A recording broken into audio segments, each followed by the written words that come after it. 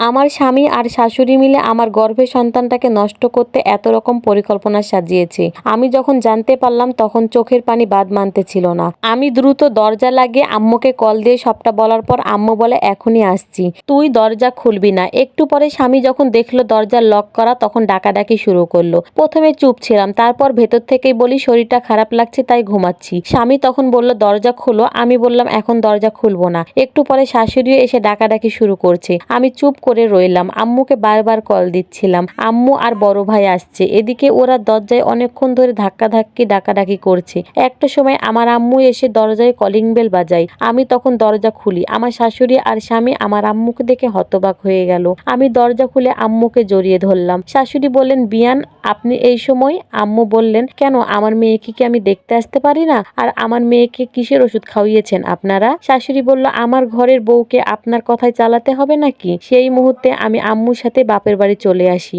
তার 1 মাস পর স্বামী আমাকে আনতে যায়। কি মিষ্টি কথা, তার কি ভালো ব্যবহার, যেন আমি বুঝতেই পারিনি এটা তার একটা চাল ছিল। আমি আবারও শ্বশুরবাড়ি ফিরে যাই। কয়েকদিন কি কেয়ার শাশুড়ির, তখন 6 মাস চলছিল।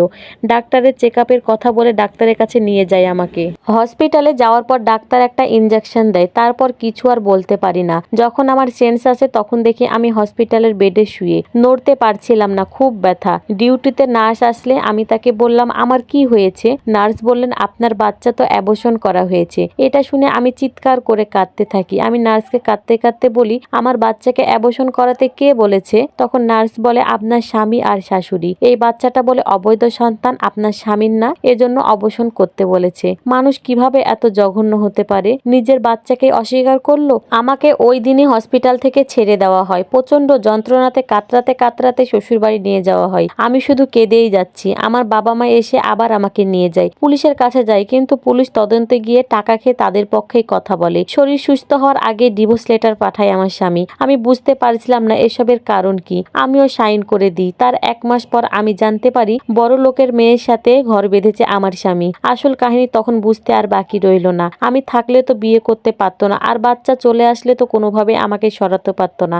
এত বড় নোংরা খেলাটা খেললো তারা। আমি তো কোনো দাবি নিয়ে যেতাম না। সন্তানটাকে কেন মারলো তারা? আমি আমার সন্তানের জন্য ছোট ছোট কাঁথা বানিয়েছিলাম, কত স্বপ্ন ছিল। কিন্তু একজন বাবা কতটা খারাপ হয়। আমার শাশুড়ি তো একজন মা, সে কিভাবে পারলো আর একটা মায়ের বুক খালি করতে? আমাকে ভালো লাগে না বললেই তো হতো, আমি বাচ্চা নিয়ে চলে আসতাম। কিন্তু তারা আমার জীবনটাকে পুরোটাই নষ্ট করে দিল।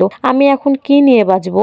আমি এটাও জানতে পারি তারা আমার বাচ্চাটাকে কেটে কেটে বের করেছে। ওই নিষ্পাপ বাচ্চাটাকে এত কষ্ট কেন দিল? যে আপু লিখে পাঠিয়েছেন তার নামটা গোপন রাখা হয়েছে। আপু জীবনে ঘটে গেছে খুবই মর্মান্তিক ঘটনা। নিজের স্বামী হয়ে সন্তানটাকে মেরে ফেললো, এটা কিভাবে পারলো? একটা মানুষ কতটা অমানুষ হলে এমন কাজ করতে পারে? আমাদের সমাজে এরকম ঘটনা প্রতিনিয়ত ঘটতে থাকে, কিন্তু আমরা দেখেও না দেখার ভান করে থাকি। এদের যদি কঠিন শাস্তির ব্যবস্থা করা হয় তাহলে এরকম কাজ করার আগে অন্তত 100 বার ভাবতো।